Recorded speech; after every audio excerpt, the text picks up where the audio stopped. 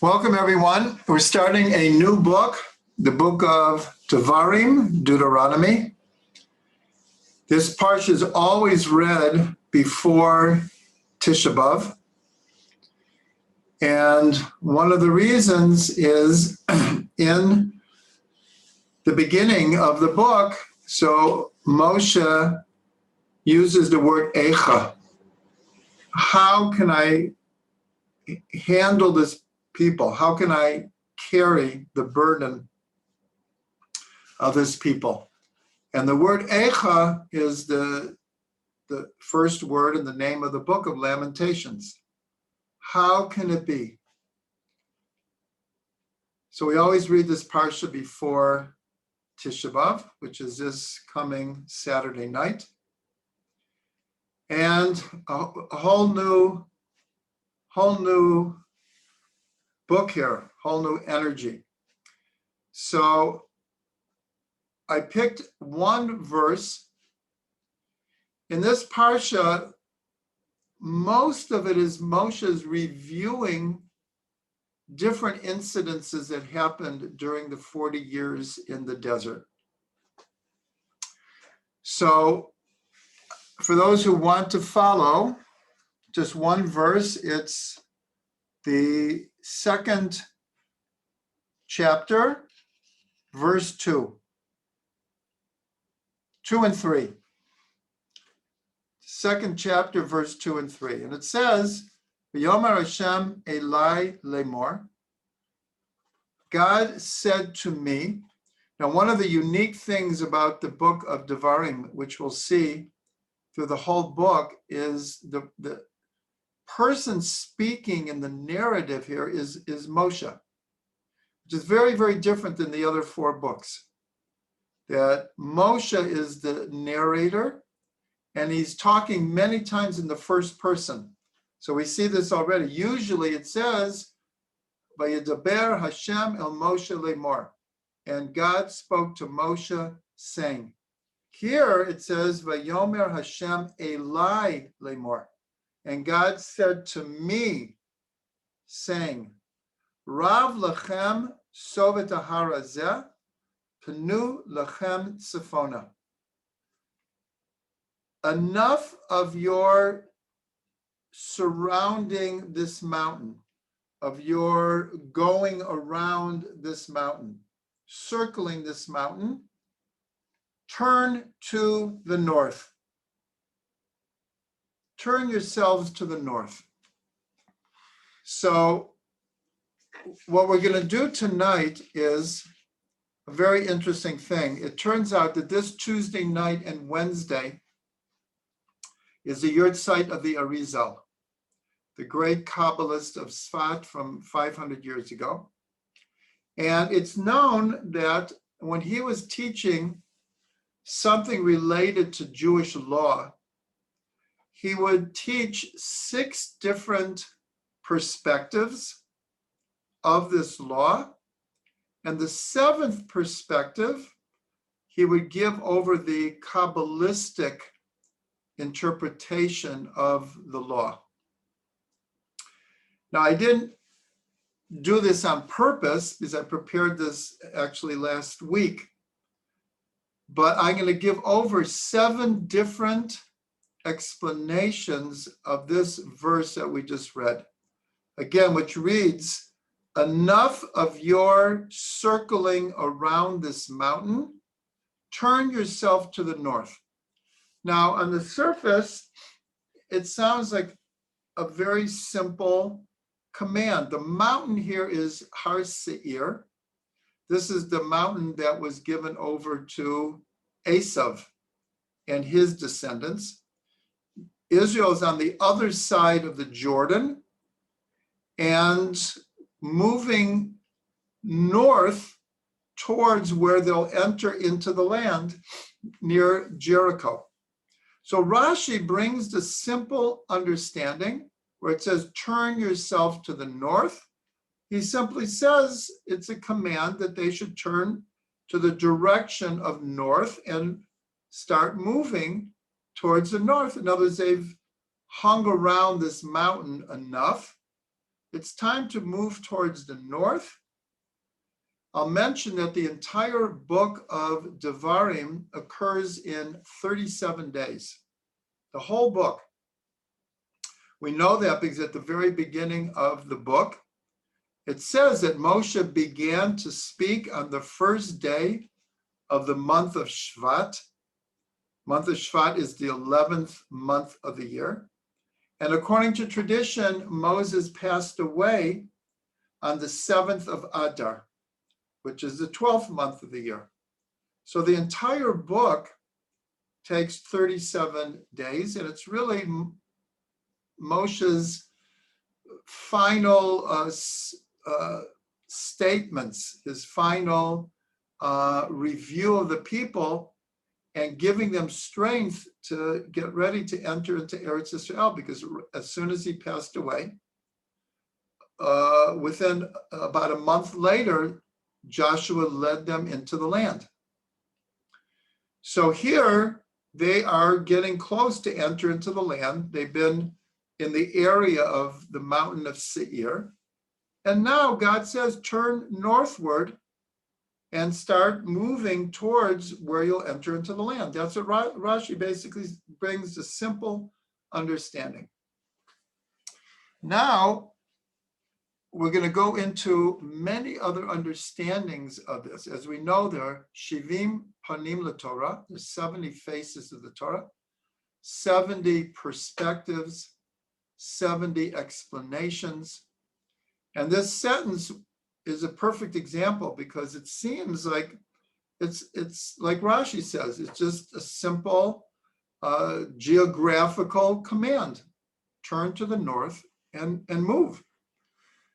But it's brought down that in general, the concept of har, a mountain, is sometimes connected with what we call the Yetzer Hara, the evil inclination. And so also the word for tzafon, which means north, also is sometimes used as a byword for the Yetzer Hara. And so one of the explanations is God is saying, again, this is after 40 years of wandering in the desert, when we could have come into the land in the second year already. And so what God is saying, enough of hanging around with this Yetzer Hara, with this evil inclination. It's time to move. It's time to move and get beyond it. Again, the whole book is the end of the 40 years, preparation to come into the land. And so this is what's called a drasha. This is a parable that God is saying, you've been circling around, for 40 years, you've been circling around, the evil inclination has been circling around you. It's time to move forward. A third explanation. The first one was Rashi, the simple. The third is that the word safon is also the same word for hidden. Something that's hidden is called safun.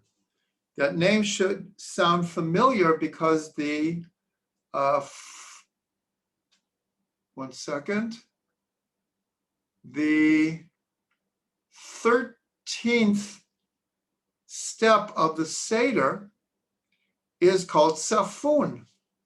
That's when the children bring back the afikomen that was hidden during the Seder, bring it back. If you remember, in the fourth step, yachatz, we break the matzah in half, and we take half of it and we hide it away. And that's called safun, it's hidden away. So the idea of being hidden, also sometimes the word safon is used to relate to what's called Yirat Shamayim, the awe of fear of heaven, the idea of having awe of God. So in Chassidut, this verse is explained that God is saying, it's enough of you circling around doing the mitzvot for the real reason of it connecting you to Yirat Shamayim.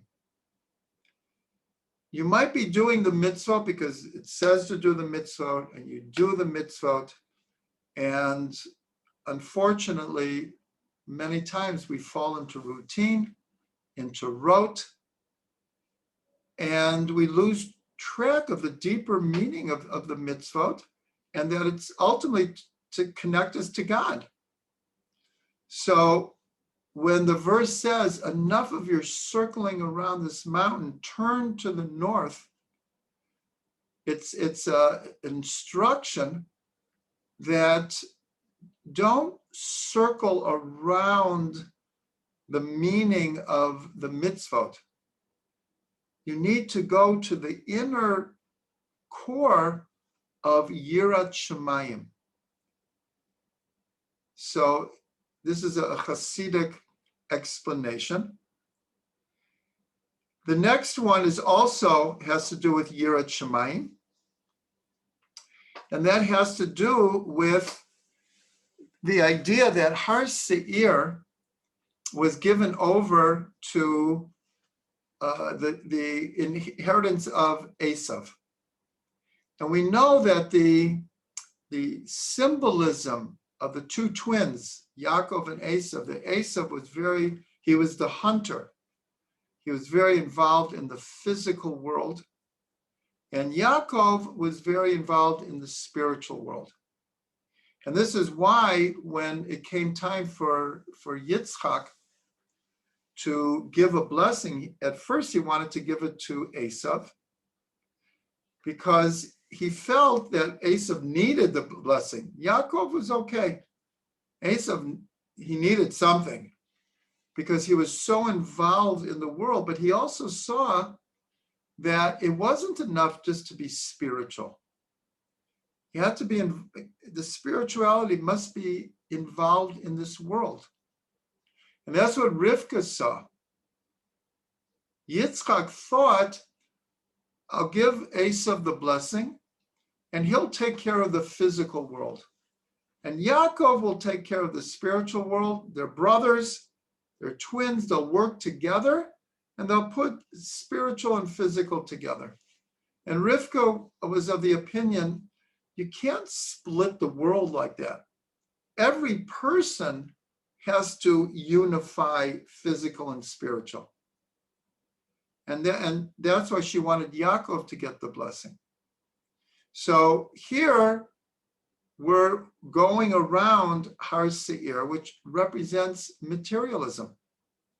And so another of the interpretations is enough of your circling around materialism. If you want materialism, that's fine, but you have to go in to the essence of physicality and bring out the spirituality. That's how you put the physical and the spiritual together. If you're just circling the mountain, then you're not getting to the heart of the matter. The heart of the matter is there has to be unification of physical and spiritual. But the spiritual is enclosed in the physical. So you have to go to the north. You have to go to Safon. You have to go to the hidden spirituality in the physicality. Now, the fifth explanation is connected to this, and that is that there's a tradition that if you want to be rich, turn in prayer to the north. Now again, north is Safon. That's what the sentence says. Enough of circling around the mountain. head towards the north. So what's the connection of turning to the north to be rich? So it's explained that in the temple, in the holy place, there was the table on which the showbread was, 12 loaves of bread. There was also there the menorah, and the showbread was on the north wall, and the menorah was on the south wall. And this was very, very symbolic of what these directions represent. And so we're told that if you want to be rich, so turn towards the north in prayer, because all of our sustenance ultimately comes from God. And so one of the explanations of what this verse means, where God says, enough of your circling around this mountain, this Har Seir, go to the north, turn towards the north. So here the explanation is that if you are blessed with riches, you should be humble about it. Remember, tzafon means hidden. You shouldn't flaunt your wealth. You shouldn't be egotistical about it. Use it for good things, but don't flaunt it. Be somewhat hidden about it. So this is a fifth explanation. Now we'll go to a sixth explanation. And this is that we're told that there are 4 archetypal exiles throughout Jewish history. It's not really archetypal, they're historic. There is Babylonia, Persia, Greece, and Rome. Egypt is called the archetypal that these 4 are based on. And each one of these exiles lasted a limited amount of time. Babylonia was 70 years. Persia, I think, was 52 years. I don't remember exactly what Greece was, but the last exile, which you're still involved in, is of Edom. And Edom is Esav, and it's 2,000 years now. So one of the explanations is enough of this circling around Har Seir, the mountain of Edom. In other words, it's somewhat prophetic that while we are in the exile of Edom, and we're in the 4 corners of the world, and we're circling around Israel, we can't get there, to hold on to the Torah, especially the hidden Torah, the deeper meanings of the Torah, in order that you'll have the strength to make it through this exile. So that was our 6th explanation. I hope everyone is following this. And the last one is connected to what we just said, is that the inner teachings of the Torah, the inner dimensions of the Torah, is sometimes called the hidden Torah. And so this is a general instruction from God, is enough of circling around the deeper meanings of the Torah. It's time to go to the north. In other words, of course, we need all the parts of the Torah, but it's telling us that, again, so many people end up observing the Torah and learning the Torah from a place of rote and routine. And we do it because we believe in the commandments and the mitzvot, and we believe in, let's say, Shabbos. But how many people kind of fall into a routine of even the highest spiritual ideas like Shabbat? We end up kind of taking it for granted, not getting so excited about it, and not extracting from Shabbat everything that we can. We're told in the Gemara that Shabbat is 1/60th of the world to come. That if you hold on to a part of Shabbat, you hold on to Shabbos, you're holding on to the world to come. But we don't always live like that. Every time we take 3 steps forward in the Amidah and we're approaching God, halavai would it be that we really, really felt that. We really felt that we are approaching the divine presence.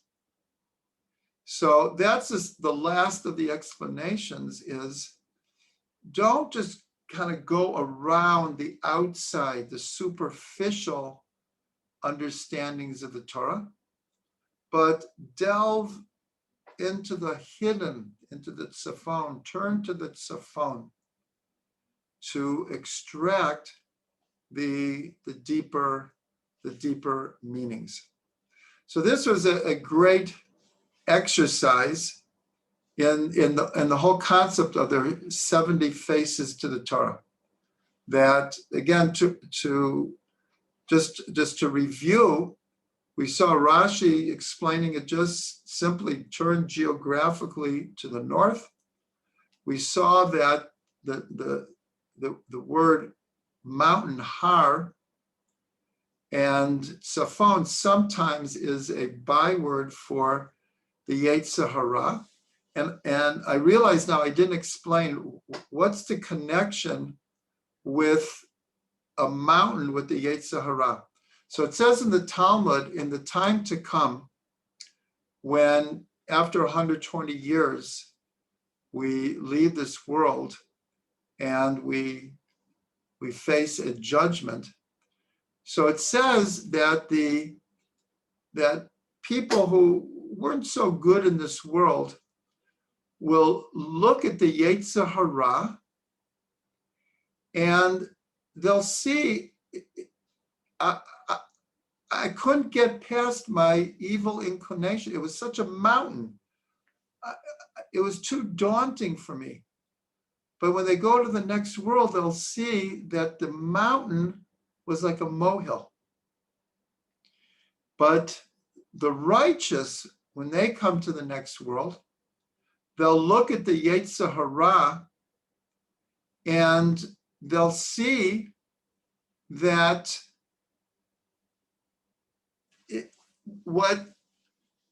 like just the opposite. They'll say like, I can't believe that I was able to get beyond the Yetzer Hara. It's like a huge mountain. It's like daunting how to get beyond this mountain. So it all depends on a perspective. So this is connected to this idea that sometimes when we talk about a mountain, it's a way of talking about the Yetzer Hara. And what's the connection of tzafon, of hidden, with the Yetzer Hara? Well, the Yetzer Hara is very hidden, very sly, very subtle. And most of the time, it's not like out there like, I want you to sin. I want you to sin. I'm going to make you sin. No, the Yetzer Hara is much smarter than that. It works in very, very devious ways. It knows where a person's, I see James says sneaky. And that's the whole thing of the snake. The snake represents, in the Garden of Eden, represents the Yetzer Hara. So, and you see the way the snake approached Eve was very sly, very subtle. He didn't come like, oh, I'm going to get you to eat from this tree. It was just very, very, very subtle, very hidden, very hidden. So it just happens that this is the week that the Arizal passed away.